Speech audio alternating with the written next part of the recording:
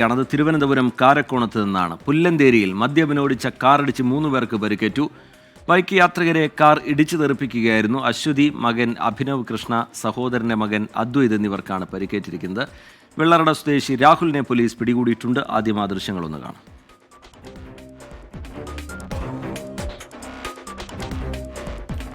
ഉമേഷ് ബാലകൃഷ്ണൻ വിവരങ്ങളുമായി തിരുവനന്തപുരത്ത് നിന്ന് ചേരുന്നുണ്ട്. ഉമേഷ്, എന്താണ് സംഭവിച്ചത്? ഇതിൽ പോലീസിന്റെ ഇടപെടൽ എങ്ങനെയാണ്? വൈകിട്ട് കാരക്കോടം പുല്ലന്തേരിയിൽ വെച്ചാണ് ഈ അപകടമുണ്ടാകുന്നത്. വൈകിട്ട് ട്യൂഷന് വിട്ട ശേഷം മകനെയും സഹോദരൻ്റെ മകനെയും തിരിച്ചു വിളിച്ചുകൊണ്ടുവരികയായിരുന്നു ഈ സ്കൂട്ടറിൽ. അശ്വതിയായിരുന്നു വാഹനം ഓടിച്ചിരുന്നത്. അശ്വതി വാഹനം ഓടിക്കുകയും അഭിനവ് കൃഷ്ണ, സഹോദരൻ്റെ മകൻ അദ്വൈത് എന്നിവർ ഈ സ്കൂട്ടറിന് പിറകിലിരിക്കുകയുമായിരുന്നു. ഈ റോഡിൽ വെച്ച്, അതായത് പുല്ലന്തേരി റോഡിൽ വെച്ച് പിറകിൽ നിന്ന് വാഹനം ബെലോനോ കാർ വളരെ വേഗത്തിൽ വന്ന് ഇടിച്ചു തെറിപ്പിക്കുകയായിരുന്നു ഉണ്ടായിരുന്നത്. അതിനുശേഷം നാട്ടുകാർ വാഹനം തടഞ്ഞു നിർത്തി ഈ രാഹുൽ എന്ന വാഹനം ഓടിച്ച ആളെ തടഞ്ഞു വെക്കുകയും ചെയ്തു.